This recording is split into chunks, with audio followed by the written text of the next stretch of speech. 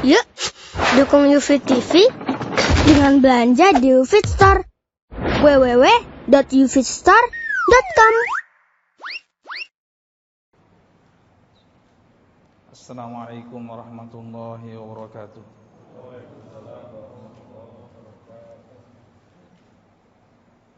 Alhamdulillah, nahmaduhu ta'ala wa nasta'inuhu wa nastaghfiruh wa na'udzu billahi min shururi anfusina wa min sayyiati a'malina.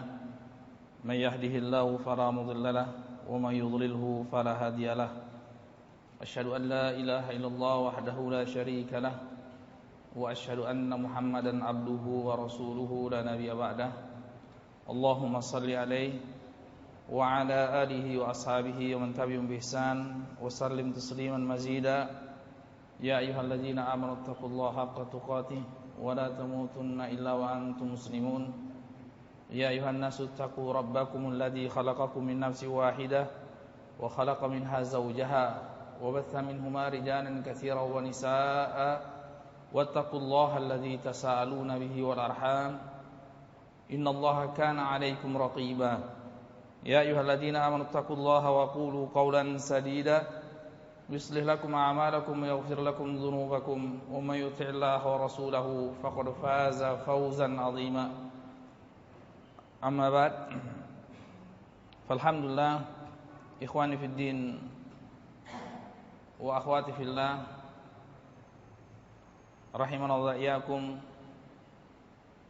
jamaah Masjid Asy-Syuhada yang dimuliakan oleh Allah Subhanahu wa taala. Pertama-tama kita panjatkan puja dan syukur kita kepada Allah Subhanahu wa taala atas segala limpahan nikmat dan karunia-Nya, terutama nikmat iman dan Islam yang merupakan nikmat yang terbesar yang Allah anugerahkan kepada seorang hamba di kehidupan dunia ini. Kemudian tanpa salawat dan salam semoga tercurahkan kepada junjungan kita Nabi besar Muhammad sallallahu alaihi wasallam beserta kerabatnya dan para sahabatnya serta mereka-mereka yang mengikuti jejak beliau bil ihsan ila yaumiddin. Kemudian kita juga bersyukur dan berterima kasih atas semua pihak, baik DKM Masjid Syuhada dan panitia atas terselenggaranya acara ini. Karena Rasulullah SAW bersabda, la yashkurillah man la yashkurin nas. Tidak akan diberikan taufik oleh Allah SWT orang-orang yang tidak bisa, tidak pandai mengucapkan syukur dan terima kasih terhadap sesama hamba-hamba Allah SWT. Mudah-mudahan acara kita pada kesempatan kali ini akan menjadikan timbangan pahala kelak nanti kita di akhirat. Mudah-mudahan Allah SWT memberikan keikhlasan niat untuk kita talabul ilmi dalam rangka mengetahui hukum-hukum Allah Subhanahu wa taala. Kemudian talabah salawat dan salam semoga tercurahkan kepada junjungan kita yang besar Muhammad sallallahu alaihi wasallam beserta kerabatnya dan para sahabatnya serta mereka-mereka yang mengikuti jejak beliau bil ihsan ila yaumiddin. Ikhwani fid din wa akhwati fillah rahimanallahu iyyakum, sebagaimana yang telah disebutkan tadi dan saya ketahui dari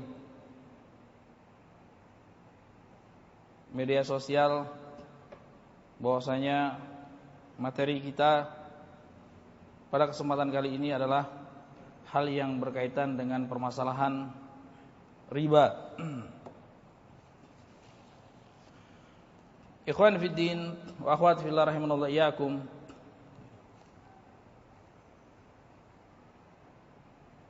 permasalahan riba adalah permasalahan yang cukup pelik sebenarnya. sampai diriwayatkan dari Sayyidina Umar bin Khattab radhiyallahu taala anhu, dia berkata, waditu anna nabiyya sallallahu alaihi wasallam ahida ilaina ahdan fil jaddi wal kalalah war riba. Katanya, kata Umar bin Khattab radhiyallahu taala anhu, aku berharap sekali dan aku berkeinginan sekali sekiranya Rasulullah sallallahu alaihi wasallam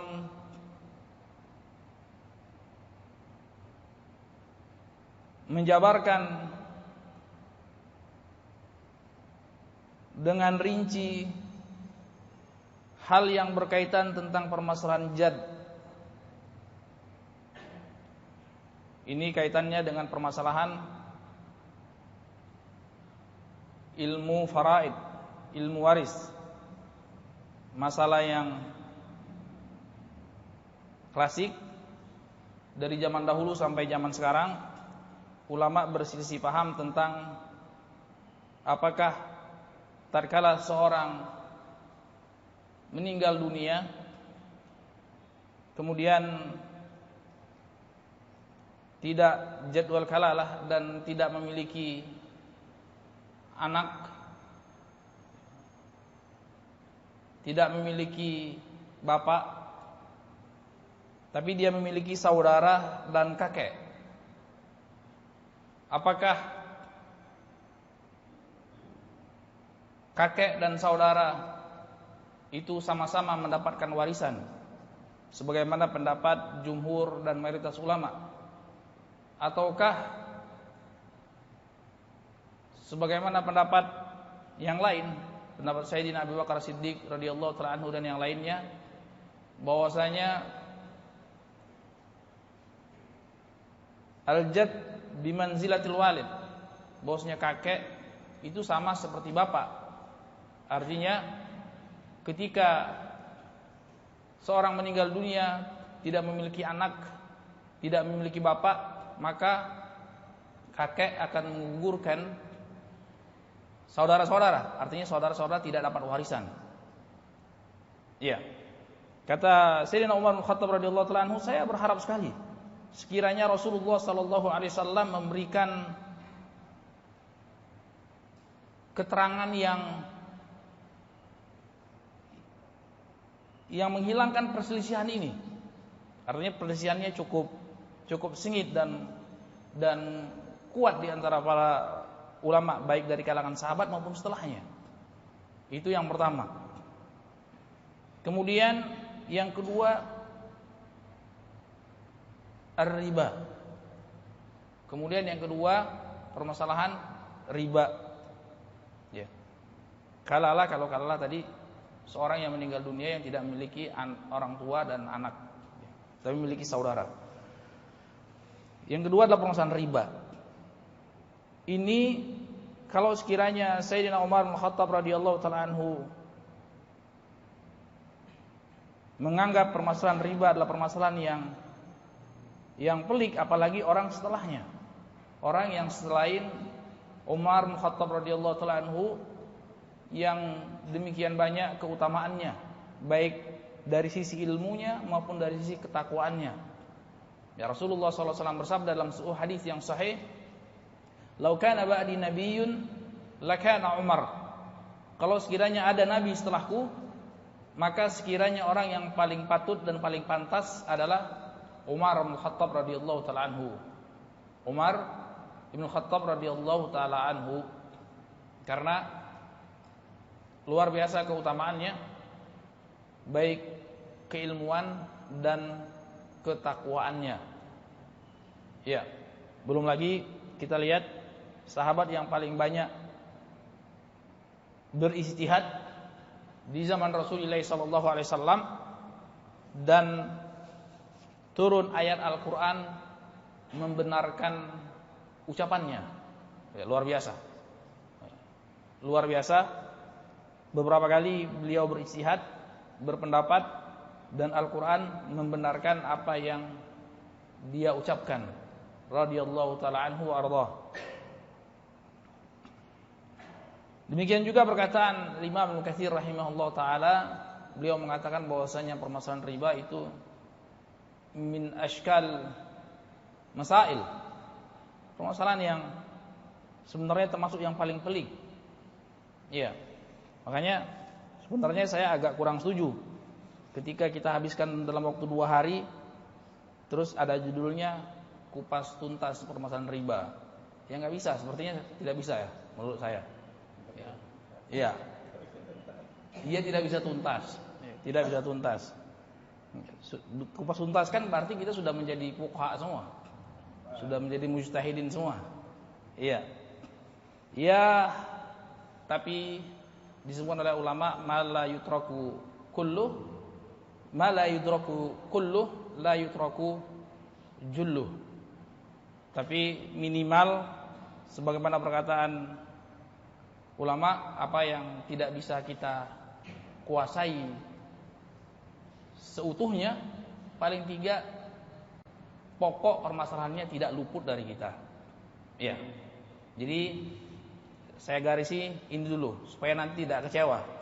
Permasalahan yang dianggap pelik oleh Sayyidina Umar dan seorang mujtahid Imam Ibnu Katsir rahimahullah taala, kemudian kita mau tuntaskan 2 hari. Jadi apa nantinya? Ya. Jadi dari awal saya sudah garisin bahwasanya minimal kita tahu riba itu seperti apa. Pokok permasalahan riba itu seperti apa. Iya. Ikhwan fiddin wa akhwat fillah rahimanallah iyyakum. Ya. Permasalahan riba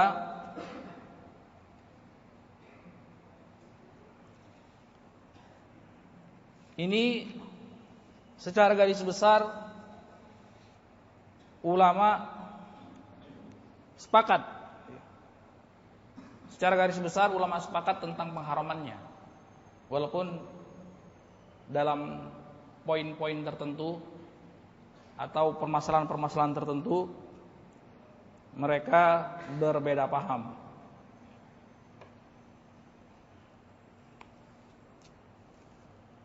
Dikatakan oleh Syekhul Islam Taimiyah rahimahullah taala,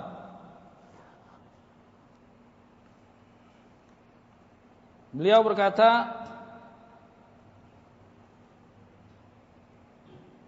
lam ya'ti fi kitabillah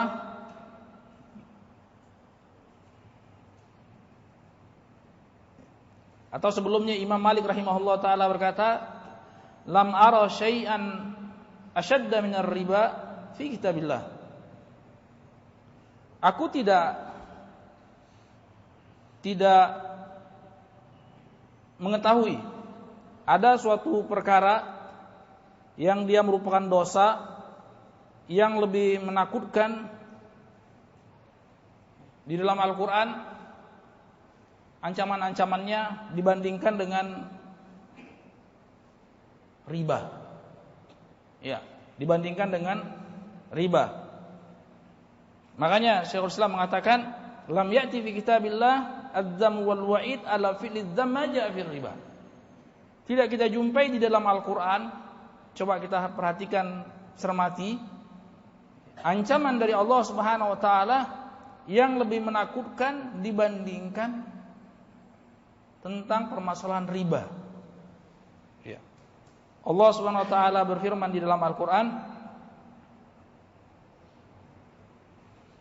alladzina ya'kuluna ar-riba la yaqumuna illa kama yaqumul ladzi yatakhabbathu asy-syaitanu minal mas.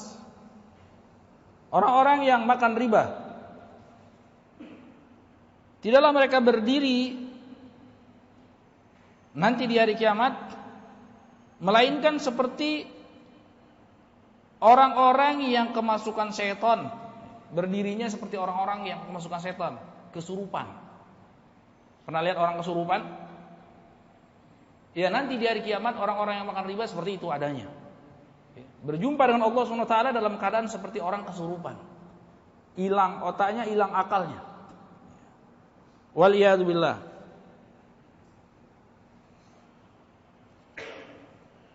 Allah Subhanahu wa taala juga berfirman, yamhaqullahu riba wa yurbis shadaqat. Allah Subhanahu wa taala menghilangkan riba, menghilangkan barokah riba di dunia maupun di akhirat. Di dunia maupun di akhirat.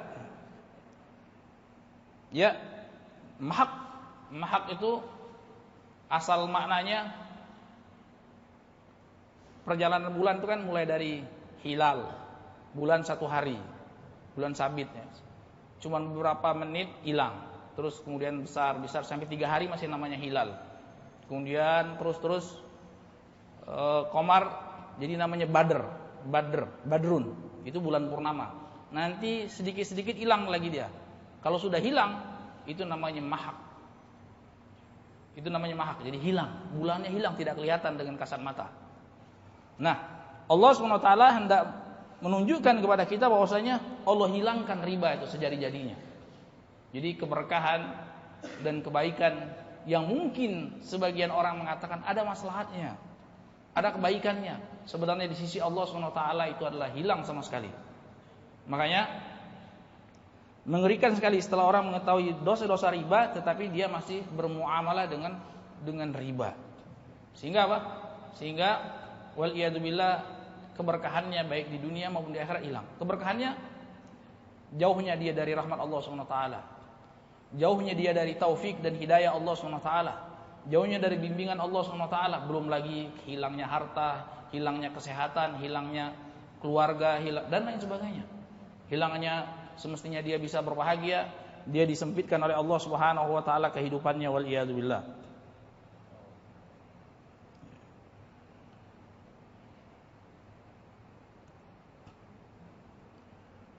Maka dari sini sudah selayaknya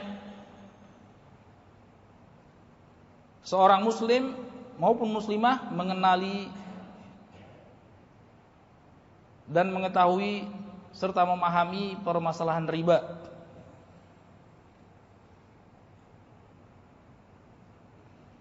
Rasulullah SAW bersabda dalam sebuah hadis yang dikeluarkan oleh Imam Bukhari dan Muslim dalam kedua sahihnya dari sahabat yang mulia Abu Hurairah radhiyallahu taala anhu, qala Rasulullah sallallahu alaihi wasallam ijtanibus sab'al mubiqat wa minha aqlar riba. Jauhilah 7 dosa besar yang akan membinasakan seorang hamba di kehidupan dunia ini maupun di akhirat kelak. Di antaranya makan riba, transaksi ribawiyah. Transaksi ribawiyah. Dalam hadis yang lain Rasulullah sallallahu alaihi wasallam bersabda dari hadis Jabir di Sahih Muslim, la'anallahu akilar riba wa mukila wa syahidai wa katibai. Semoga Allah wa katibah, semoga Allah Subhanahu wa taala melaknat. Ini sekarang tadi ancaman-ancaman dari Allah, dan sekarang dari Rasulullah SAW, semoga Allah melaknat. Didoakan laknat oleh Rasulullah SAW. Semoga Allah melaknat, terlaknatlah orang yang makan riba. 1. Wa mukilah, orang yang memberi atau memfasilitasi sehingga orang makan riba. Jadi yang makan riba dan memberi riba, wa syahidai, dan 2 saksinya, saksi atas transaksi riba tadi terlaknat, wa katibah, dan orang yang menulis perjanjian riba tersebut, akad riba tersebut. 4 kelompok ini terlaknat di sisi Allah Subhanahu wa taala. Kemudian hadis Samurah, hadis yang masyhur, yaitu tatkala Rasulullah sallallahu alaihi wasallam Isra Mi'raj, Rasulullah sallallahu alaihi wasallam diperlihatkan surga dan neraka. Kemudian Rasulullah SAW diperlihatkan di neraka Jahannam, bahwasanya orang yang makan riba itu berenang di sungai darah. Ya, berenang di sungai darah dari seberang sini ke seberang sana, bolak-balik. Kemudian dilemparkan ke dalam mulutnya, ke dalam perutnya itu batu-batuan neraka. Waliyadzubillah. Terus seperti itu keadaannya. Ya lihat, berenang di sungai darah, kemudian dijejali dengan batu-batuan neraka jahanam. Waliyadzubillah. Dikarenakan dulu di dunia dia makan riba. Dikarenakan dulu di dunia dia makan riba. Dan insyaallah taala pada kesempatan kali ini kita bacakan kitab yang ringkas. Saya pilihkan kitab yang ringkas. Kitab Mulakhas atau Fiqh Muyassar fi Daul Kitab As-Sunnah yang sesuai dengan keterangan dari Al-Quran dan Sunnah. Disesuaikan dengan keterangan Al-Quran dan Sunnah. Ini bisa dilihat di browsing di internet juga banyak.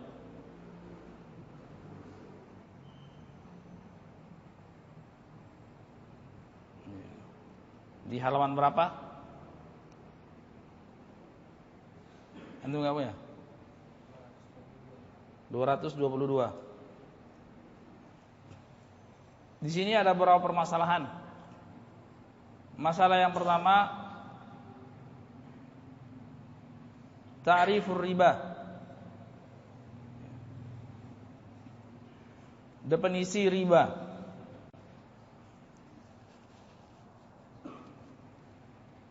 Ar-riba fil lughah ziyadah. Secara bahasa, di dalam bahasa Arab, riba itu maknanya tambahan. Riba itu maknanya tambahan.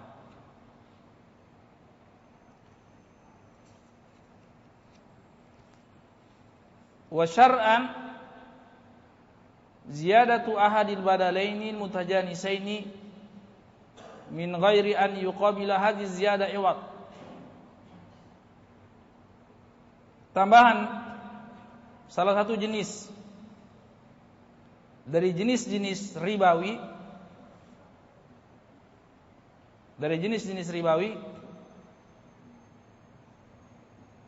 tanpa adanya imbalan dari tambahan tersebut. Ya. Bil misal yatadil maqal. Saya berikan misal, walaupun definisinya tidak lengkap ya, karena riba itu nanti akan kita bahas ada 3 macam, ada riba nasi'ah, ada riba fadl, ada riba jahiliyah. Ya, kalau berdasarkan definisi ini cuman riba yang kategori nomor 2 saja, yaitu riba fadl. Riba fadl itu seperti dicontohkan disebutkan dalam definisi ini, tambahan salah satu jenis. Tambahan salah satu jenis, misalnya seorang meminjamkan atau yang marak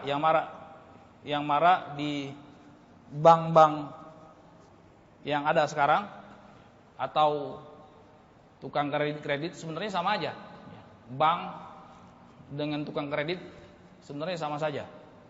Ya, bank dengan lintah darat sama saja. Cuman yang satunya keren, yang satunya tidak keren. Satunya legal, yang satunya tidak legal. Tapi dua-duanya sama saja menurut Al-Quran dan Sunnah Rasulullah SAW. Mereka kita ajukan pinjaman ke bank, ya. Pinjaman 100 juta misalnya. Kita ajukan pinjaman 100 juta.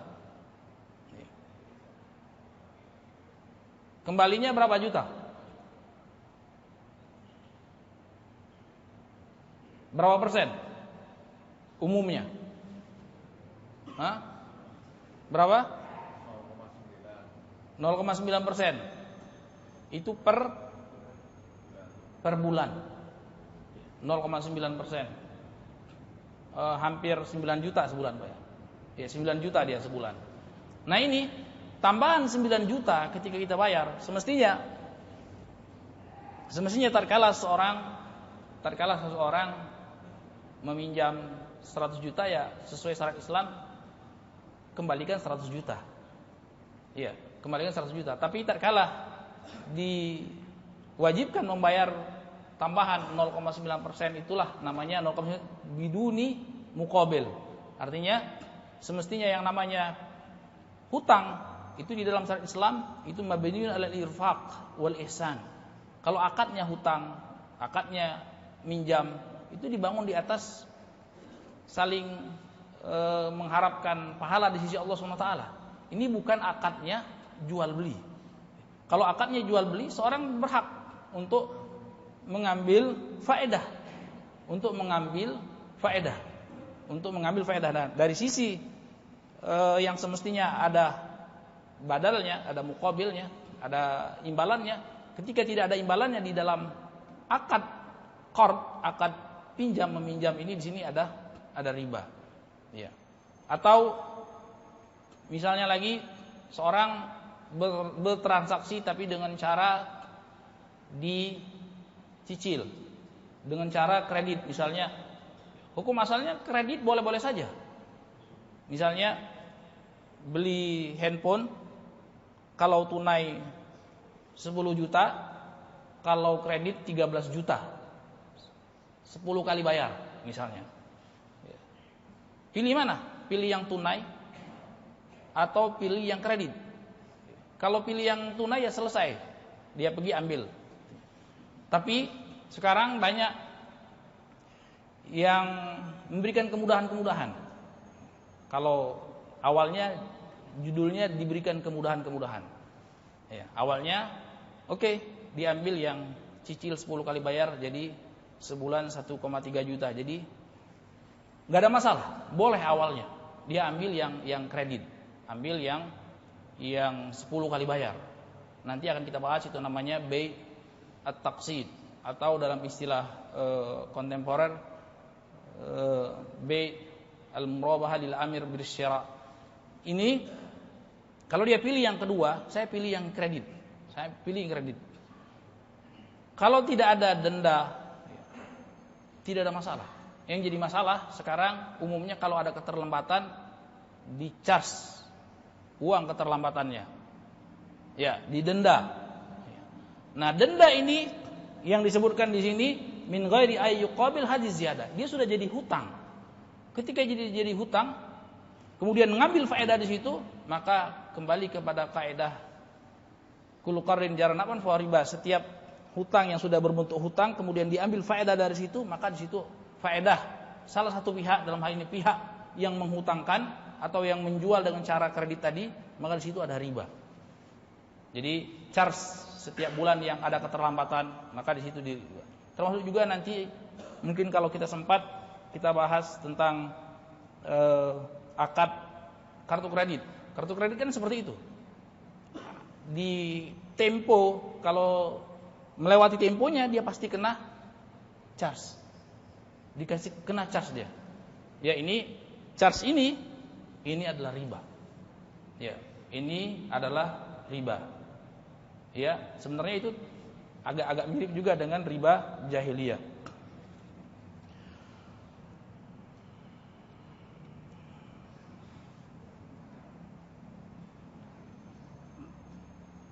Kemudian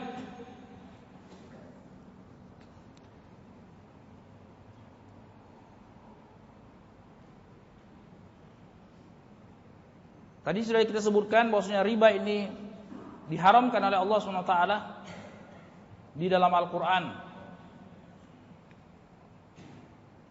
Allah berfirman, wa ahallallahu al-bai'a wa harrama riba.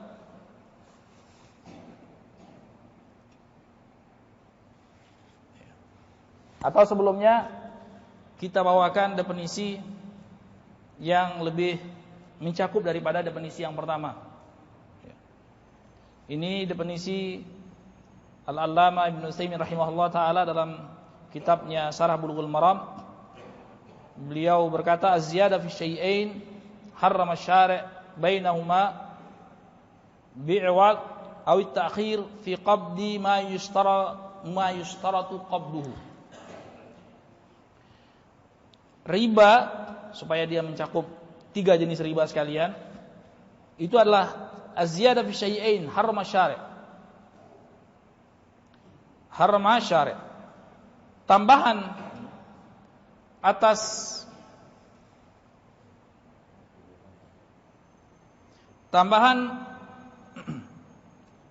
atas transaksi, 2 transaksi atau 1 transaksi atas dua hal yang diharamkan oleh syariat, antara keduanya dengan imbalan seperti yang kita misalkan tadi. Termasuk nanti yang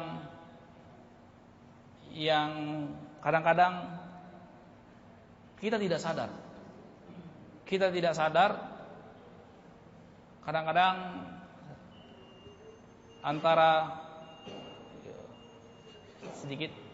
antara saudari dengan saudarinya, dia bilang, saya tukaran yuk ini gelang. Saudarinya punya gelang emas 10 gram, kemudian adiknya punya kalung 11 gram. Karena merasa saudara, ya udah. Nah itu tidak boleh ternyata. Ya. Karena apa? Karena nanti akan kita bahas bahwasanya emas ditukar dengan emas itu namanya jual beli. Apa definisi jual beli dalam syariat? Definisi jual beli dalam syariat itu mubadalatul mal bil mal ala sabil taradi. Definisi jual beli di dalam syariat itu bukan cuman ini rupiah, ini barang, kemudian ditukar. Tapi definisi jual beli dalam syariat itu termasuk barter. Ini barang ditukar, itu jual beli namanya. Selama masing-masing kedua belah pihak ridho dan kedua barang tersebut adalah memiliki harga, memiliki nilai. Satu 11 gram, satu 10 gram, yang seperti ini tidak boleh haram. Jadi 1 gram itu diharamkan oleh syariat, selisih 1 gram itu diharamkan oleh syariat. Ya, sebagaimana nanti akan kita beri contoh hadis Bilal radhiyallahu ta'ala anhu punya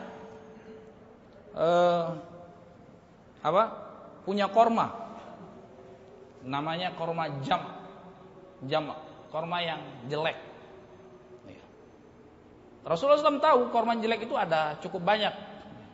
Kemudian tiba-tiba Bilal datang ke Rasulullah SAW dengan korma yang bagus, tamar barni namanya, korma yang bagus. Rasulullah tanya, dari mana ini tamar? Iya, dari mana ini tamar? Kurang lebihnya, kata Bilal, tadi ya Rasulullah, awalnya memang ini korma jelek. Iya, korma jelek. Saya tidak tega untuk memberi makan Rasulullah SAW. Ya, mungkin kalau bahasa sekarang, tadinya saya punya korma 10 kilo. Ya. Kemudian ini kalau saya tidak tega kasih Rasulullah SAW makan, ini jelek. Untuk sembarangan orang aja tidak layak, apa untuk lagi Rasulullah SAW. Kemudian saya punya inisiatif, nggak perlu 10 kilo, Rasulullah SAW cukup 1 kilo. Ya, kemudian beliau tukarkan dengan tamar barni. Inilah jadinya. Yang 10 kilo saya tukar dengan 1 kilo ya Rasulullah. Kurang lebih seperti itu. Untuk bahasa mudahnya. Apa kata Rasulullah? Awwah ainur riba. Rasulullah kaget. Itulah riba. Ya lihat. Itulah riba. Nanti insyaallah akan kita bahas setelah, masih ada waktu salat Isya. Iya. Ba'da Isya kita lanjutkan. Wabillahi taufik wa sallallahu nabiyina Muhammad wa ala alihi wa ashabihi wasallam walhamdulillahi rabbil alamin. Alhamdulillah wassalatu wassalamu ala Rasulillah wa ala alihi wa ashabihi wa mawalah. Amma ba'd. Insyaallah taala kita lanjutkan pembahasan kita. Tadi kita sebutkan tentang definisi riba.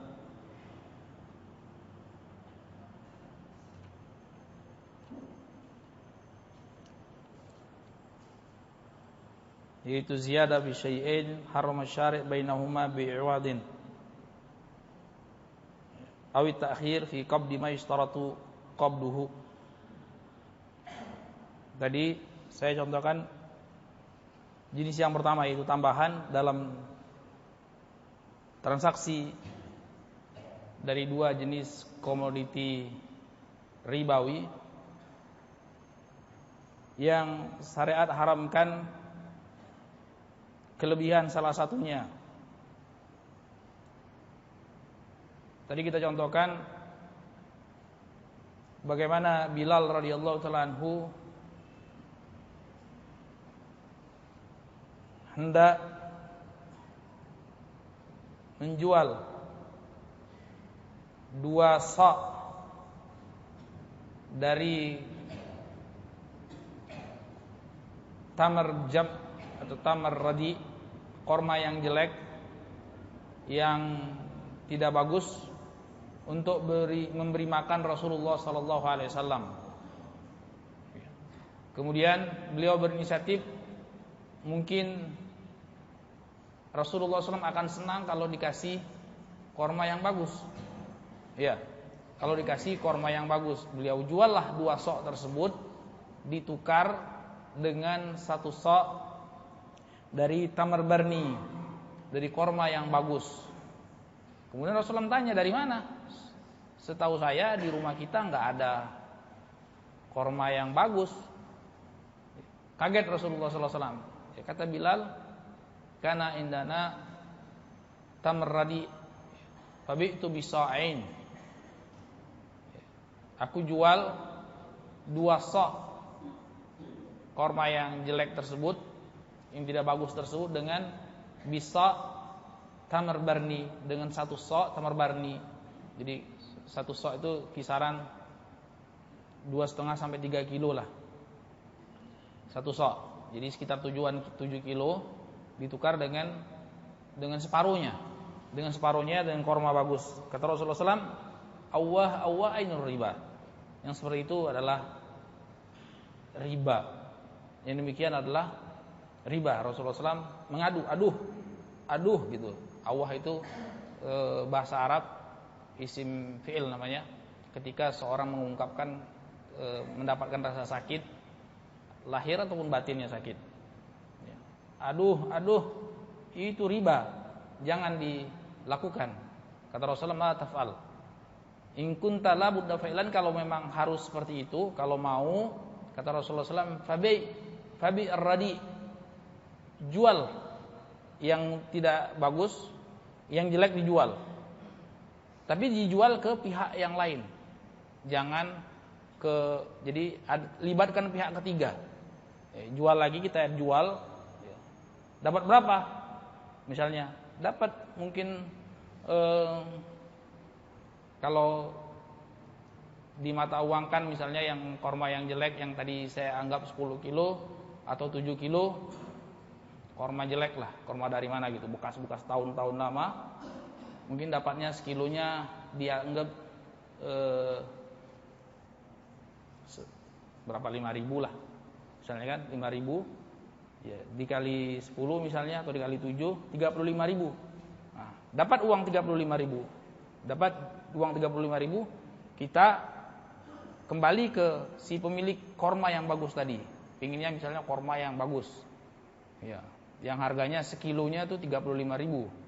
Padahal yang kita jual itu sekilonya cuma 5.000. Nah, dengan akad yang seperti ini itu terlepas dari riba. Jadi kita jual yang jelek. Kalau sekarang beras menurut pendapat jumhur ulama termasuk komoditas yang ribawi, yang harus tatkala bertransaksi beras sebagai makanan pokok yang ditimbang atau ditakar, itu harus ada syarat-syaratnya. Nanti akan kita sebutkan syarat-syaratnya. Jadi kalau pada zaman dahulu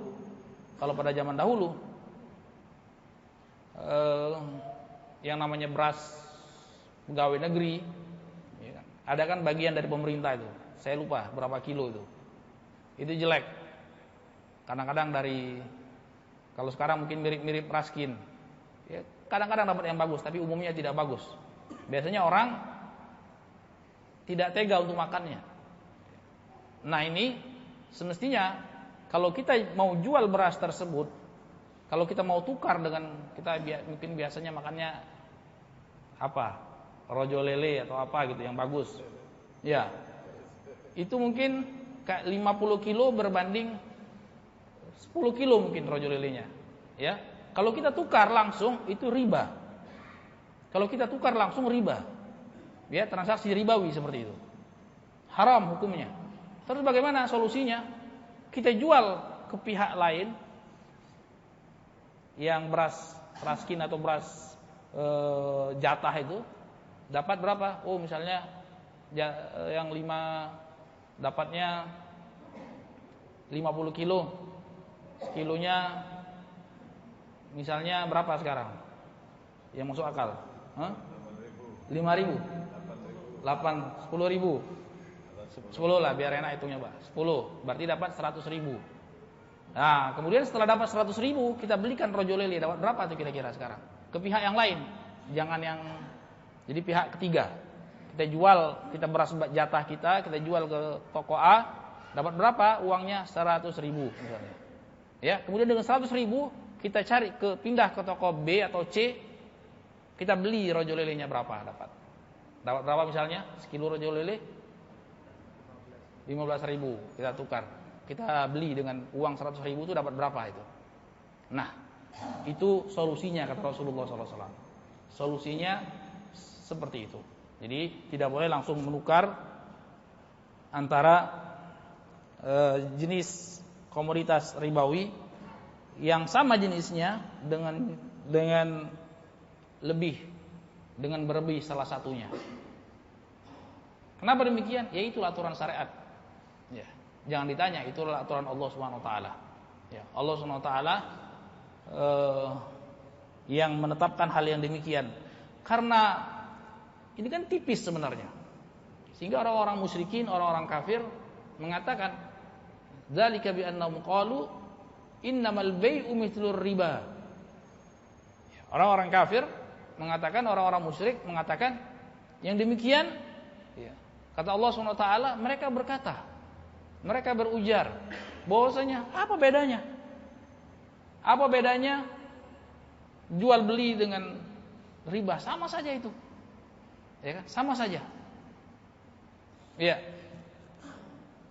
Kata Allah tidak sama. Fa ahallallahu al-bai'a wa harrama riba. Allah SWT halalkan jual beli yang benar dan Allah haramkan riba. Allah SWT haramkan riba. Yang tadi yang kasus pertama Allah haramkan, kasus jual beli yang kedua itu Allah halalkan. Jadi ini menuntut kejelian, menuntut ilmu dalam hal bertransaksi. Makanya Sayyidina Umar bin Khattab radhiyallahu taala anhu, Amirul Mukminin, Khalifatul Rasulullah sallallahu alaihi wasallam, Khalifatul Rasulullah sallallahu alaihi wasallam, beliau seringkali inspeksi ke pasar-pasar. Ngecek dia, tanya-tanya ini gimana, apa hukumnya ini. Kalau enggak tahu jawabannya, belajar dulu. Ya. La tu'akilul muslimin. Ya. Jangan kasih makan orang-orang muslim dengan riba atau dengan akad-akad yang diharamkan oleh syariat. Ya. Jadi ini penting supaya kita tidak terjatuh ke dalam riba, ke dalam dosa dalam keadaan kita tidak sadar. Jadi seperti itu adanya. Kemudian awit ta'khir fi qabdi ma yushtaratu qabduhu. Kalau yang pertama mungkin agak jarang kasusnya. Jenis riba yang kedua berdasarkan definisi yang kita sebutkan, atau mengakhirkan salah satu transaksi tersebut padahal syariat mensyaratkan untuk terjadinya qabd. Qabd itu deal, transaksi jual belinya. Deal transaksi jual belinya. Dalam hal tadi misalnya, yang ini lebih sering dalam lebih sering kaitannya dengan jual beli falas. Jual beli falas. Ya. Rasulullah SAW bersabda, nanti akan kita bawakan hadisnya, adzhab bidzahab.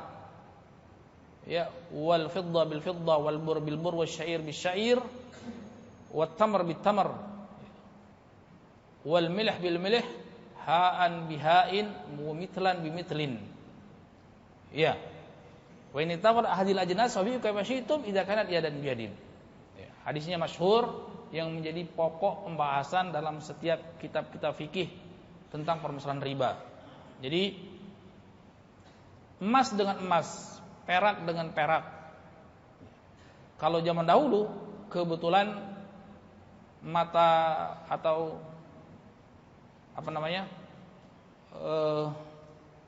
uang yang dipakai alat tukar. Yang dipakai alat tukar itu dinar dan dirham. Dinar itu mata uang emas, dirham itu mata uang perak. Dinar dan dirham. Dan ulama sepakat. Ulama zaman sekarang muasirin sepakat yang semisalnya mereka kiaskan termasuk mata uang rupiah, dolar, rial, ringgit dan semuanya dikategorikan kelompok emas dan perak. Ilahnya apa? Dikatakan ulama samaniyah. Samaniyah itu dia sebagai alat tukar. Ya kan? Lumrahnya orang menjadikan alat tukar di zaman Nabi SAW itu dengan dinar dan dirham. Kalau sekarang kebetulan kita tinggal di Indonesia ya rupiah. Ya. Atau kadang-kadang pakai dolar, kadang-kadang pakai rial kalau mau pergi haji atau umroh. Nah, di sini atau yang berikutnya tamar bitamar. Tadi contohnya korma dengan korma. Ya. Korma disebutkan Rasulullah, korma disebutkan gandum oleh Rasulullah, disebutkan garam oleh Rasulullah sallallahu alaihi wasallam, disebutkan gandum ada dua, bur itu gandum yang coklat, syair gandum yang putih. Dan dia separuh harga itu. Gandum yang coklat lebih mahal daripada gandum yang putih dari zaman dahulu. Enggak tahu zaman sekarang seperti apa adanya. Nah, ini dua jenis. Jenis yang pertama emas dan perak, dinar dan dirham dengan mata uang itu dikategorikan ulama sebagai alat tukar. Ini jenis yang pertama. Ya, termasuk di dalamnya rial, rupiah dan seterusnya. Jenis yang kedua, makanan pokok yang ditimbang atau yang ditakar. Termasuk di dalamnya beras, termasuk di dalamnya gandum, termasuk di dalamnya korma dan selanjutnya. Nah, yang seperti ini kata Rasulullah SAW, mithlan bimithlin wahaan bihain. Kalau sama dia, rupiah dengan rupiah ditukar. Dolar dengan dolar ditukar. Dia harus dua persyaratannya. Pertama, harus mithlan bimithlin wahaan bihain. Yang kedua, mithlan bimithlin apa? Mithlan bimithlin harus sama. Ya, $100 dengan $100. Ya, barangkali orang pingin $100 utuh ditukar dengan receh. $1, $1. Yang seperti ini ada dua persyaratan. Yang pertama, dia 100 harus dengan 100. Iya, jadi tidak boleh lebih. Kalau lebih itu namanya riba. Riba fadl. Kemudian harus haan bihain, harus selesai di tempat. Tidak boleh nanti saya kasih ini $100, minggu depan saya minta ininya $100 yang recehnya.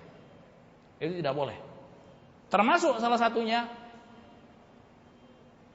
ya sepakat kasih juga $100 recehnya. Ya. Kemudian dia akhirkan 1 hari atau 1 jam yang akan datang atau 2 jam yang akan datang. Itu ada riba nasi'ah namanya. Riba nasi'ah.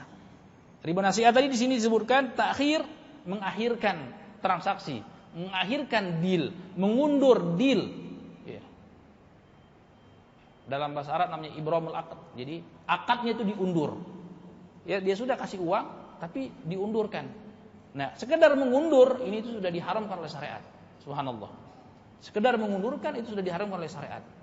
Misalnya lagi, kalau berbeda kata Rasulullah SAW, fa in ikhtalafat ahadil ajnas, kalau berbeda rupiah dengan dolar, itu bebas kata Rasulullah SAW. Habi'u kaifa syi'tum, bebas kalian jual. Ya, makanya kita dapati sebagian money changer mungkin $1 13.335, sebagian lain 13.350, suka-suka, nggak ada masalah.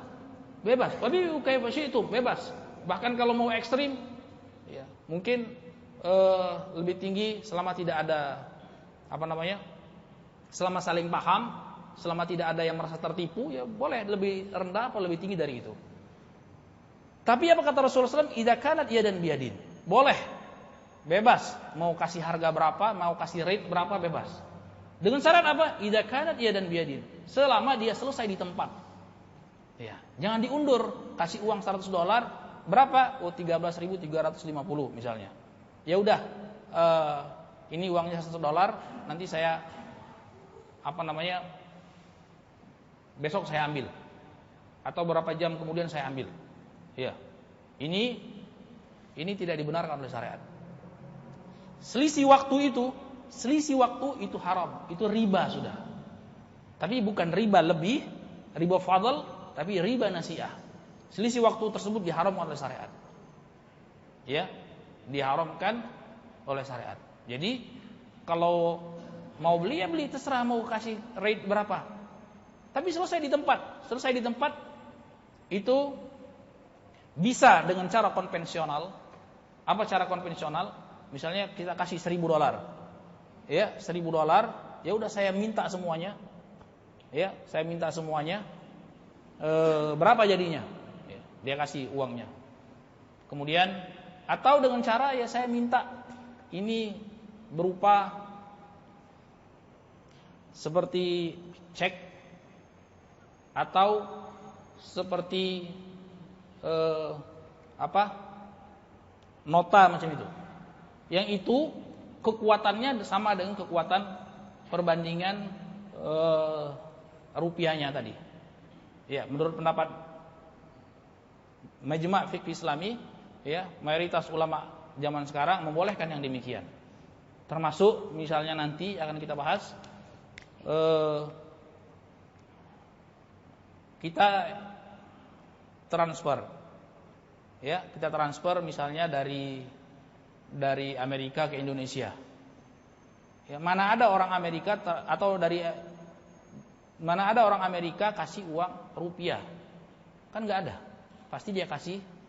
Ya, mungkin dengar rupiah aja dia sayup-sayup. Ada nggak mata uang rupiah? Ya kan? Saking langkahnya. Ya, nggak transaksi internasional nggak pakai rupiah. Ya, dia kasih $1.000. Sampai di Indonesia jadi berapa? Wah, sampainya misalnya 1.000 dikali 300 itu berapa? 13.350 misalnya tadi. 13 juta sekian. Ya, nah ini sudah tulis dia. Ya. Hukum asalnya kalau lepas begitu saja ini tidak boleh. Kenapa? Karena ada dua akad di situ. Akad yang pertama itu akad jual beli. Ya. Kenapa? Karena dia kasih $, sampainya rupiah, itu namanya jual beli. Ya. Semestinya sampainya $, kasih $, sampai $. Itu baru hawalah. Mungkin dia ambil potongan, dia kasih cas potongan. Ya, itu namanya hawalah. Kirim rupiah sampai rupiah, itu semestinya. Tapi bagaimana caranya supaya bisa? Ya, kata ulama ada cara konvensional. Ya, sebagian ulama mensarankan seperti ini. Konvensional itu apa? Ya, diselesaikan dulu di tempat. Jadi kasih uang $1.000. Berapa? 13.350.000. Ya.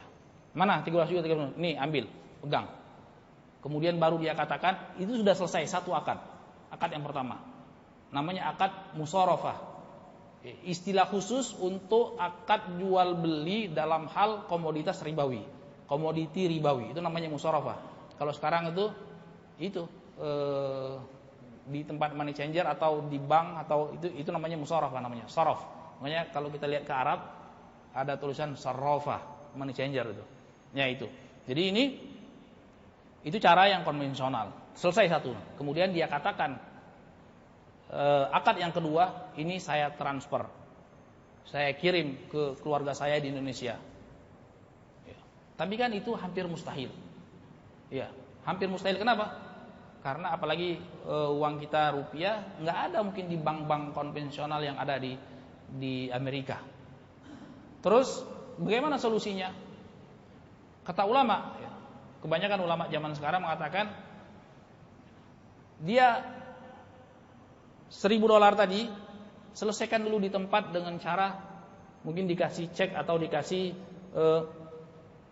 kwitansi. Iya kan? Kwitansinya berapa? Oh, dia lihat nanti sampai di Indonesia uangnya sekian. 13.350. Dia pegang kwitansinya. Kwitansi ini sekuat nilai dengan 13.350. Ya, baru setelah itu, setelah dia pegang kwitansi tadi atau setelah dia pegang kertas tadi, bukti transfer tadi, kemudian baru ditransfer. Kebanyakan ulama membolehkan kasus yang kedua ini. Ya, kasus yang kedua ini. Jadi ikhwani fid din, akhwati fillah rahimanallah iyyakum. Jadi daqi di istilah ulama ini daqi. Ini agak perlu kejelian. Agak perlu kejelian karena jangan sampai sedikit saja salah langkah dia terjatuh ke dalam hal yang diharamkan oleh Allah Subhanahu wa taala. Masalah yang berikutnya, al-hikmah fi tahrimihi, hikmah diharamkannya riba. At-ta'amul bir riba yuhmal ala hubbiz zat wa takalub ala jam'il amwal wa tisiliha min ghairi turuq masyru'ah wa tahrimuhu rahmatan bil ibad fa inna fi akhdhan li amwalil akharin bi ghairi iwad. Dan transaksi riba, kenapa Allah SWT haramkan? Karena ini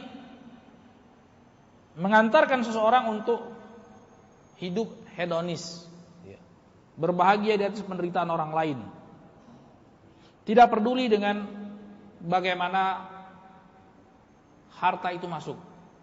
Sesuai dengan sabda Rasulullah SAW, ya'ti zaman la yubalil mar min aina yaji'il mal amin halal amin haram. Suatu saat akan datang tiba masanya, kebanyakan orang tidak peduli lagi hartanya itu datang dari mana, mau dari haram atau dari yang halal, nggak ada urusan, ya.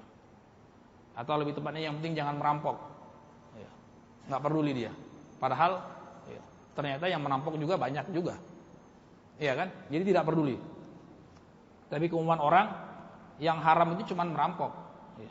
Kalau nggak merampok, ya, nggak pakai plus membunuh tidak haram, iya. Padahal keharaman itu sangat luas dalam hal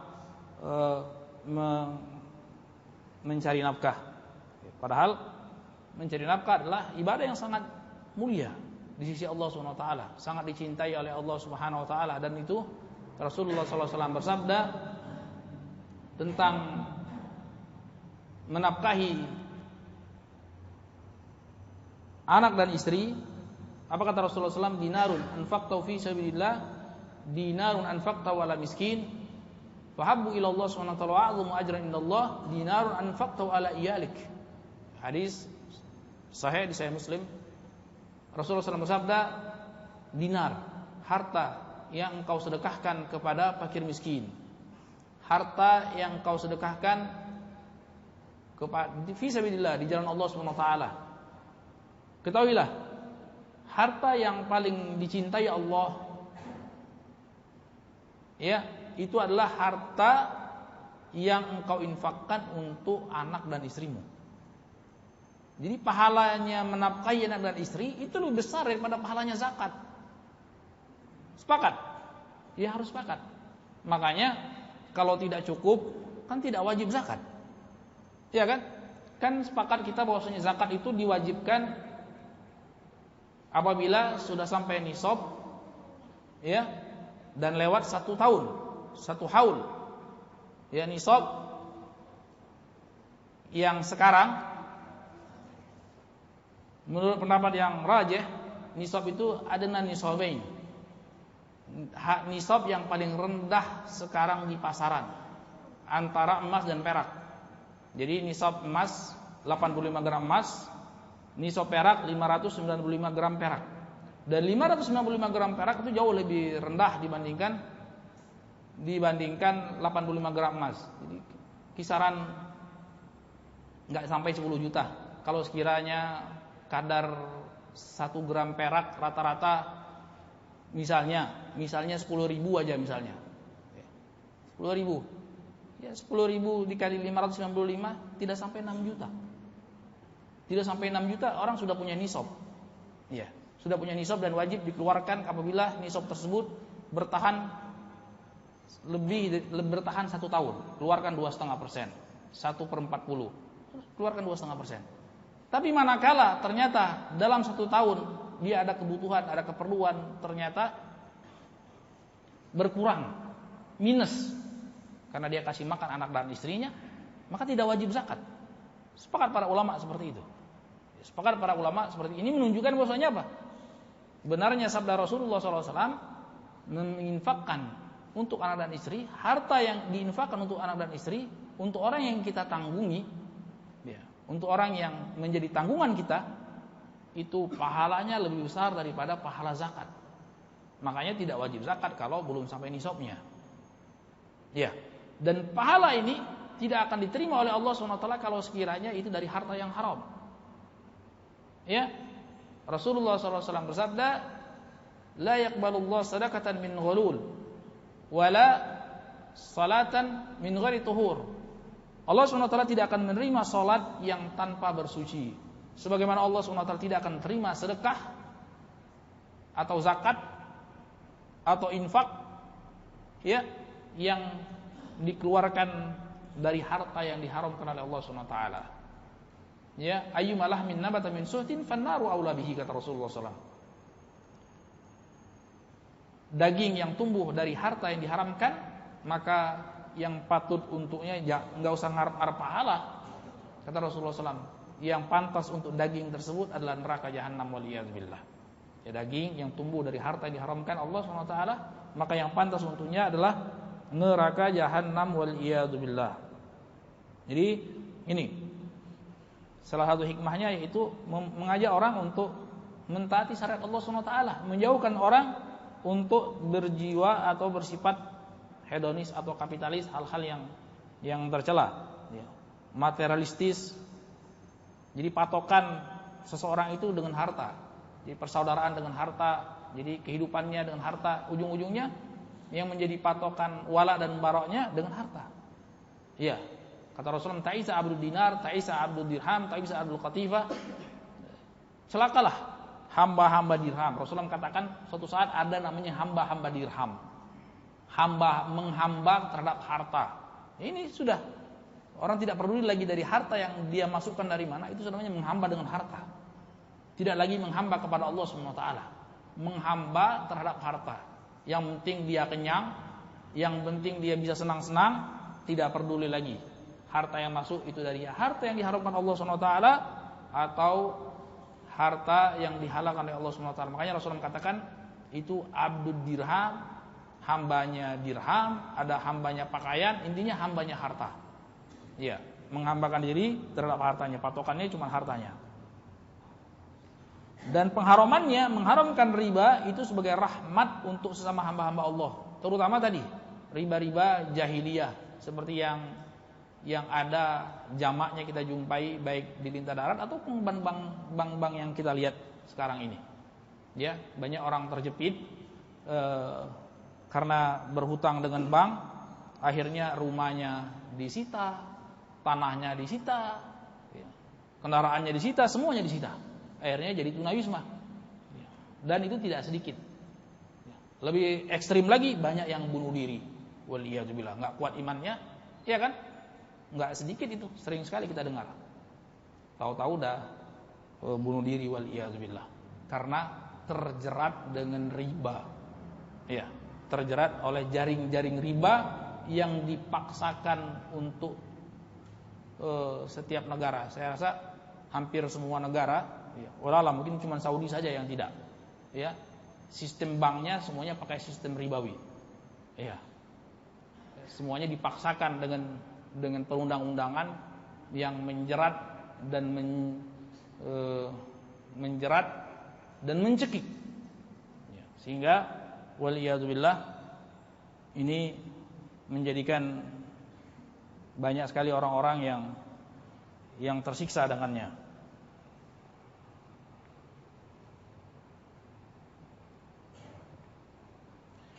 Kama anna yuaddi ila tadakhumil amwal wa ziyadat ala hisab salbi amwalil fuqara. Wa yu'awil murabi al-kasal wal khumul. Sehingga apa? Sehingga sebaliknya. Jadi kapitalis kan, yang miskin semakin banyak, ya, yang punya bank semakin kaya raya, ya kan?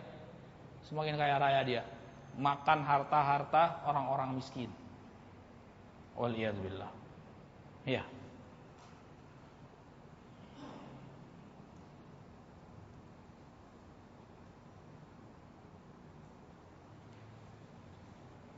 Kama anna fi qat'an lil ma'ruf bainan nas wa saddan li babil qard al hasan. Sebagaimana di antara hikmahnya ini memutus amal kebaikan yang semestinya kita lakukan terhadap sesama hamba-hamba Allah SWT. Semestinya kan ada solusi yang diberikan bagaimana caranya menyantuni, barangkali ada orang yang butuh modal, dikasih modal tapi dengan cara yang dibenarkan oleh syariat, bukan dengan cara ribawi. Dan modal orang kan beda-beda. Sebagian orang dapat modal 10 juta sudah senang sekali dia. Bahkan sebagian orang dapat 1 juta itu sudah luar biasa dia. Walaupun sebagian orang kalau tidak di atas 10 miliar bukan modal namanya. Ya, macam-macam, tergantung. Dan ini semestinya dengan bank atau bank-bank yang sesuai dengan syariat, semestinya memberikan solusi bagaimana orang bisa dapat modal tapi tidak terjatuh ke dalam riba. Macam-macam bentuknya, bisa bentuknya nanti mungkin akan kita bahas dengan mudharabah atau dengan tawarruk, ya. Nanti insyaallah tiba waktunya. Wasaddan libabil qardil hasan. Ya, menutup. Jadi semestinya kalau yang murni ingin dapat pahala pinjaman itu, kalau akadnya semestinya kalau ingin cari keuntungan itu jangan dengan cara pinjaman. Ya, bukan dengan hutang piutang. Itu bukan keuntungan yang didapat, bukan keuntungan kasih 1.000 kembali 2.000, kasih 1 juta kembali 2 juta. Tapi yang kita dapat itu pahala. Pahala dari sisi Allah SWT kalau meminjamkan. Ya, meminjamkan banyak sekali pahala pinjaman. Kalau meminjamkan ini kalau niatnya pahala. Kalau meniatkan pahala, pinjamkan 10 juta. Ya, pinjamkan 10 juta, irfaq wal ihsan. Artinya kalau bentuknya pinjaman itu memberikan kemudahan dan kelapangan. Sehingga apa? Sehingga tatkala dia tidak sanggup, dengan catatan betul-betul tidak sanggup, bukan pura-pura tidak sanggup. Ya, karena dosa besar. Seseorang punya kesanggupan tapi menunda pembayaran. Rasulullah SAW bersabda, layyul wajid dzulmun. Seorang yang punya kesanggupan membayar tapi dia tunda, dosa besar. Kezaliman. Ad-dzulmu wa dzulmatun yaumil qiyamah. Kezaliman itu membawakan kepada kegelapan nanti di hari kiamat. Iya, tapi semestinya dia bayar tepat waktunya. Dan tatkala tiba waktunya, betul-betul bukan dia buat-buat, dia tidak sanggup bayar, cuma salah satu. Ya. Allah SWT katakan, "Fanadhiratun la maisarah." Kasih tangguh sampai dia diberikan kemudahan oleh Allah SWT. Dan itu pahalanya besar sekali. Man andhara mu'siran andhara Allah yaumil qiyamah. Barang siapa yang memberikan keringanan sehingga memberikan kelonggaran waktu, ya, bagi orang yang kesempitan dalam berhutang, maka Allah SWT akan memberikan keringanan-keringanan baginya nanti di hari kiamat. Jadi akad hutang piutang itu adalah akad murni pahala. Jadi jangan dicampur baurkan antara hutang piutang dengan cari keuntungan. Kalau mau cari keuntungan jangan dengan akad hutang piutang, robah dia. Ya, robah. Ya. Jadi kalau hutang piutang ya cuma pengen cari pahala. Kalau tidak ya jangan dikasih hutang. Kalau tidak mau, seperti itu caranya. Ya, misalnya lagi contohnya pahala yang lain. Ya. Man aqalla musliman aqalla al-akhirata yaumil qiyamah. Barang siapa yang, wah ini lebih bagus lagi. Ya, lebih bagus lagi. Barang siapa yang terkala ada orang muslim berhutang kepada dia kemudian dia bebaskan, maka Allah SWT akan membebaskan kesulitan-kesulitan dia nanti di hari kiamat.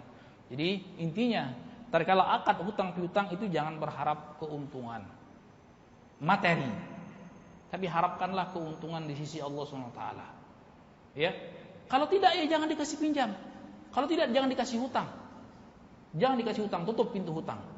Ya, pikir lagi kalau entah mau meneruskan dengan cara yang lain, ya, bisa dengan cara tadi misalnya tawarruk atau mudharabah, ya, atau tidak sama sekali,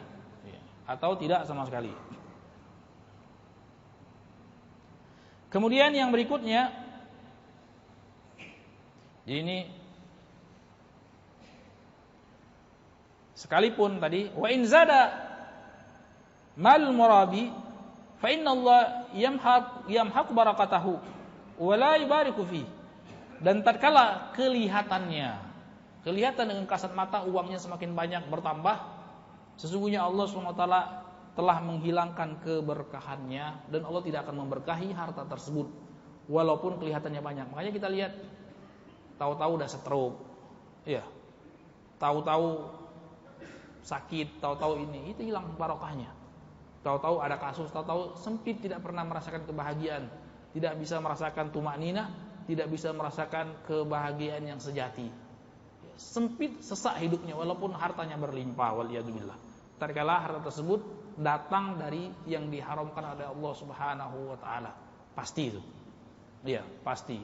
Kebahagiaan semu, ujung-ujungnya apa? Ujung-ujungnya terjatuh kepada hal-hal yang tidak terpuji. Kemudian masalah yang berikutnya, anwa'ur riba. Jenis-jenis riba. Jenis-jenis riba yang pertama di sini disebutkan ribal fadl.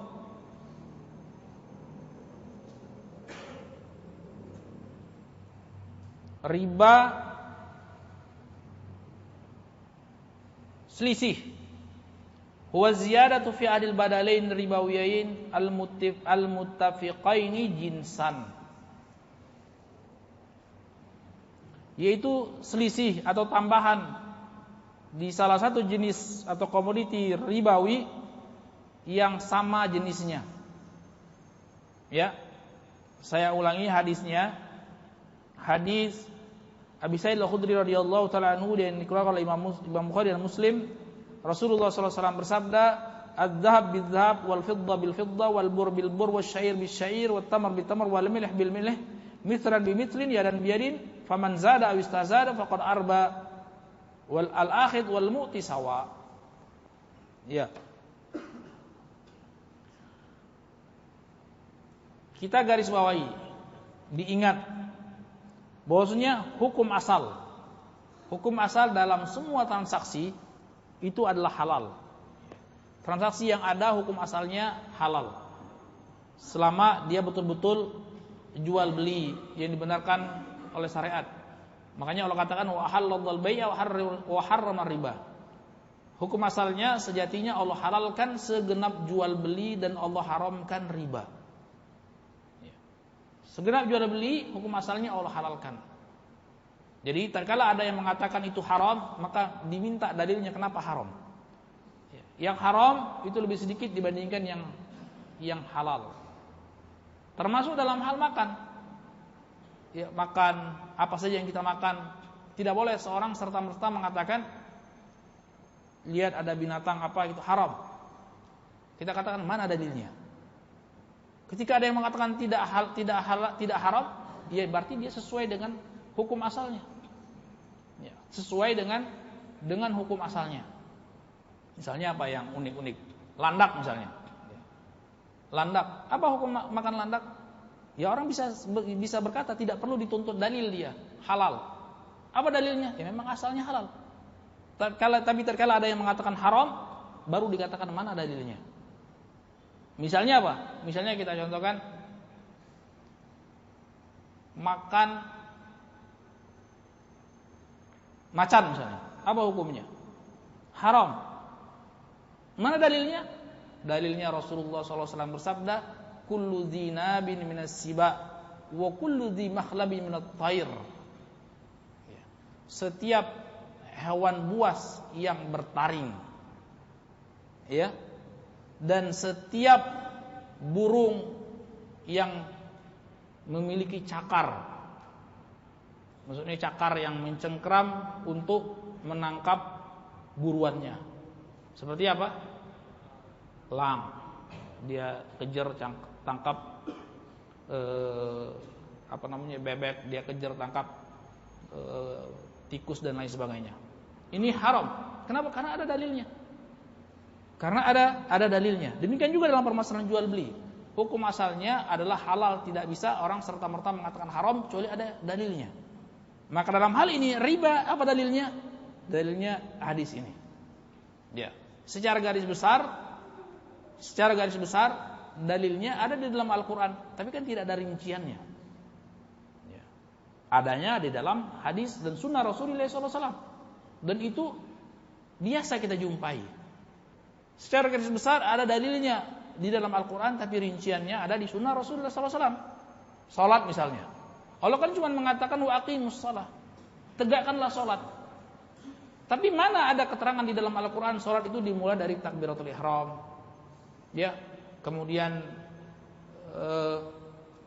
setelah itu baca doa istiftah, setelah itu baca Al-Fatihah, setelah itu baca surat, setelah itu takbir ruku, kemudian bangkit baca sami'allahu liman hamidah sampai salam. Mana ayatnya? Ya. Sampai hari kiamat bolak-balik enggak ketemu. Karena Al-Qur'an datang sebagian permasalahan dijelaskan dengan rinci oleh Rasulullah SAW. Ya, demikian juga dengan haji. Haji kan sangat global sekali, tapi rincian-rinciannya dari tanggal ini ke sini, tanggal ini ke sini mana ada? Bahwasanya tanggal 8 ke Mina, tanggal 9 ke Arafah, tanggal 10 ke Muzdalifah Mina dan Thawaf, enggak ada kan? Tidak ada. Rinciannya diajarkan oleh Rasulullah SAW. Jadi tidak mungkin bisa seorang saya cukup Al-Qur'an, enggak perlu hadis. Berarti dia tidak sholat, berarti dia tidak haji, berarti dia tidak puasa. Karena rincian-rinciannya harus dengan sunnah Rasulullah SAW, termasuk dalam permasalahan riba. Kalau sebutkan secara global, tapi rincian-rinciannya ada di dalam sunnah Rasulullah SAW. Rasulullah SAW bersabda dalam hadis Abi Sa'id Al-Khudri, "Az-zahab bidz-zahab." Emas dengan emas, ya. Dinar dengan dinar, dirham dengan dirham, ya. Al-fiddah bil-fiddah. Dikarenakan zaman dahulu alat transaksi yang sering alat tukar di zaman dahulu kalau tidak dengan dinar, kalau tidak dengan perak. Dan termasuk sekarang ya termasuk disekalikan emas. Emas ini termasuk sebagai mata uang atau termasuk sebagai perhiasan atau masih batangan. Dia ikut aturan ribawi. Jadi harus dengan persyaratan-persyaratan yang ketat tatkala bertransaksi di sini. Kemudian termasuk rupiah, dolar, dan ini termasuk kategorinya. Dua jenis ini, dinar dan dirham plus emas dan perak. Ingat, ini jenis yang pertama, kelompok yang pertama, kelompok alat tukar. Kelompok yang kedua yang dikategorikan sebagai jenis ribawi atau komoditi ribawi itu makanan pokok. Makanan pokok. Kebetulan Rasulullah SAW hidup di tengah komunitas yang biasa mengkonsumsi bur, gandum, sejenis gandum lah. Sebenarnya beda dengan gandum yang putih. Jadi kalau gandum yang putih kan dia tampak luarnya seperti padi saja. Tapi kalau gandum yang coklat atau coklat tua itu beda. Beda jauh sebenarnya. Makanya Rasulullah bedakan antara gandum yang coklat dengan gandum yang putih. Kemudian gandum dengan gandum. Gandum coklat dengan gandum coklat, gandum putih dengan gandum putih. Wat tamr bit tamr, korma dengan korma. Wal milih bil milih, garam dengan garam. Mitran bi mitrin, yadan bi yadin. Kalau mau ditransaksikan harus semisal. Sama jumlah, sama berat. Emas dengan emas ya, kalau mau ditukar 100 gram harus dengan 100 gram. Iya. Terus bagaimana solusinya? Kan susah orang mau emas, masa ditukar dengan emas? Ya ditukar dengan yang lain. Ditukar dengan alat tukar yang lain. Kalau ditukar dengan alat tukar yang lain, maka dia harus cuma satu persyaratan.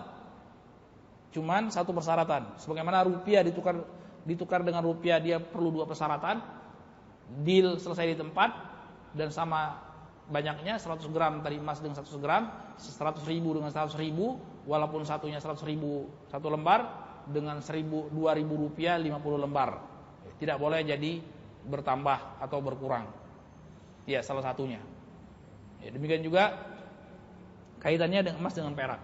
Nah, kalau dia beda, dalam hadis yang lain Rasulullah SAW berkata, ya, idza ikhtalabat hadhil ajnas wa bi'u kayfa syi'tum, idza kana yadan biyadin. Kalau emas dengan perak, ya boleh, terserah orang mau jualnya seperti apa. 1 kilogram emas, sebagian orang ada yang kasih berapa gram perak atau berapa kilogram perak, seperti itu. Demikian juga tatkala seorang seperti kita contohkan tadi dolar dengan rupiah, terserah. Yang penting selesai di tempat. Ya. Yang penting selesai di tempat, deal di tempat, tidak boleh diundur. Ya, tidak boleh diundur. Jadi dolar dengan rupiah selesai berapa rate-nya? 13.350 misalnya. Jadi selesaikan dengan hitungan 13.000 per dolarnya 350. Ya, ini selesai di tempat tapi dengan syaratnya. Ini kelompok yang pertama. Kelompok yang kedua di sini makanan pokok. Makanan pokok kalau jumhur ulama mengatakan dia yang at-ta'am wal makil. Dia itu ditimbang atau ditakar. Ya, ditimbang atau ditakar, termasuk kategorinya ya dikiaskan. Mungkin ada sebagian tempat makanan pokoknya pakai jagung ya, atau pakai sagu atau pakai beras, maka dia terkena kategori riba.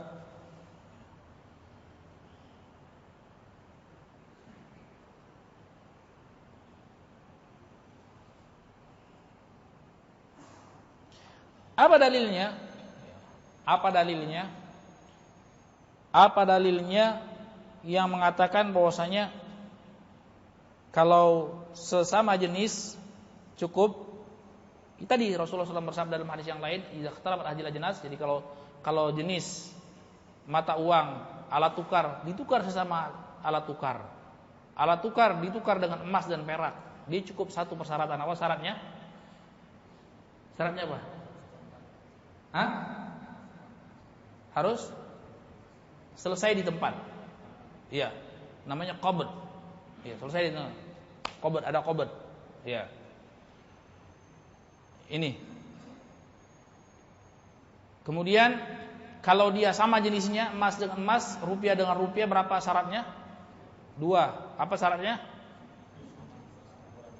Sama dan harus kontan atau selesai di tempat. Ya dan biadin. Ya, ha'an bihain. Itu. Kemudian demikian juga beras dengan jagung, korma itu kalau beras sama beras dia perlu 2 persyaratan. Harus mitran bimitlin, ha'an bihain. Harus sama berat walaupun beda. Jadi walaupun beda jenisnya, ya, tidak masuk akal. Ya jangan dengan cara riba, tapi dikasih dengan solusi yang diajarkan oleh Rasulullah SAW kepada Bilal tadi. Ingat kan tadi apa solusinya? Ya, dia jual ke pihak yang ketiga. Kemudian baru dia beli beras yang dia inginkan misalnya. Ini. Nah, kalau korma dengan beras dia cukup satu syarat. Apa itu? Harus selesai di tempat. Ya, harus selesai di tempat. Bagaimana dengan kelompok yang pertama dikawinkan dengan kelompok yang kedua, ditukarkan dengan kelompok yang kedua, emas dan perak, rupiah ditukarkan dengan beras. Ya. Apa persyaratannya? Tidak perlu persyaratan, karena jenisnya sudah berbeda. Jadi kalau emas dengan perak, ya tidak harus selesai di tempat. Iya, tidak harus selesai di tempat. Misalnya beli beras bayarnya bulan depan, tidak ada masalah. Beri beras selama alat tukarnya apa? Berbeda. Ya. Jadi bukan beras dengan beras, tapi beras dengan mata uang, tidak ada masalah. Jadi emas ditukar dengan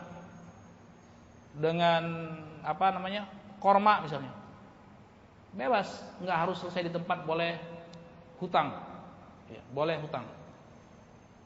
Apalagi kalau sekiranya keluar dari kelompok ribawi. Kelompok ribawi. Apa misalnya yang keluar dari kelompok ribawi? Mobil misalnya, ya lebih bebas lagi. Ya, emas ditukar dengan mobil, ya kapan-kapan saja bayar, tidak masalah. Ya, kapan-kapan bayar tidak masalah. Nah, apa dalilnya kalau jenis? Mungkin orang akan mengatakan, Ustadz, kalau yang di luar jenis ribawi ditukar dengan jenis ribawi memang nggak ada masalah. Tapi bagaimana kan dia sama-sama jenis ribawi. Emas dengan perak mata uang jenis ribawi. Kemudian beras jenis ribawi. Ya. Kok enggak pakai persyaratan? Iya, memang syariat mengatakan tidak pakai persyaratan. Banyak sekali buktinya. Buktinya apa? Nanti akan kita bahas kalau sempat. Nanti ada permasalahan namanya bai'us salam, atau sebagian ulama mengatakan bai'us salam. Bai'us salam itu apa? Bai'us salam ini lumrah dan jamak terjadi di zaman Rasulullah SAW. Itu transaksi orang butuh dana cepat, modal cepat, ya, dengan di zaman Rasulullah SAW dengan syair, dengan tamar, dengan to'am, ya, dengan makanan pokok. Jadi misalnya apa? Misalnya si A dengan si B. Kata si A, ya, ini saya kasih uang di muka. Ya. Kasih uang di muka misalnya 10 juta atau 100 juta. 100 juta untuk apa? Ini saya kasih uang semuanya 100 juta. Uang di muka. Sebagai imbalannya apa? Imbalannya beras. Ya. Kalau di zaman Rasulullah bukan beras, tapi kadang korma, kadang syair. Ini jamak di zaman Rasulullah SAW terbiasa ini. Ya. Kata Rasulullah, man aslafa falyuslif fi kailin ma'lum wa waznin ma'lum ila ajrin ma'lum. Ya, yuslif dalam riwayat disebutkan ta'am atau syair. Jadi biasa orang pakai kasih berapa ratus dinar atau berapa ratus dirham atau berapa ribu dirham, kasih uangnya segera di muka. Kemudian gandumnya mungkin beberapa bulan kemudian, beberapa 6 bulan kemudian atau 3 bulan kemudian dia borong semua misalnya. Ya, ini tidak ada masalah dan sepakat ulama tentang kebolehannya. Baik, salaf hadisnya jelas dan gamblang. Ya. Demikian juga Rasulullah SAW, hadis yang sangat masyhur, ya, mungkin hampir setiap kaum muslimin tahu, pernah mendengar Rasulullah SAW meninggal dalam keadaan baju besinya tergadai, ya, fi 30 sa'an min syair, ya, di 30 sya' beliau berhutang untuk kalau kita beras, ya. Jadi Rasulullah SAW ketika meninggalnya masih punya hutang. Hutang apa? Bukan hutang mobil, ya. Beras. Ya, kalau di zaman Rasulullah SAW dengan syair gandum 30 sa', 30 sa', 30 dikali 3, ya 90, kurang lebih 90 kilo, ya, untuk makan Rasulullah dan keluarganya, istri-istri beliau dan budak-budak beliau. Ya, di sini dan ngutangnya belinya itu dengan siapa? Dengan orang Yahudi. Ya, ini di dalil ulama yang menyebutkan bahwasanya boleh orang beli, kan Rasulullah beli dapat dia 30 sok 90 kilo beras, ya kan? Keumumannya apa? Keumumannya kan alat tukarnya umumnya lumrahnya pakai alat tukar dong. Ya, kalau enggak rupiah, ya, atau apa? Kalau di zaman Rasulullah kalau tidak dinar, dirham.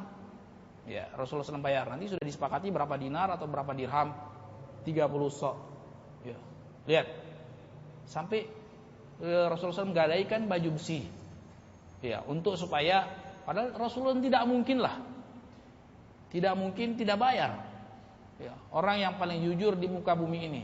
Cuman kan lawannya itu kan Yahudi. Ya kan?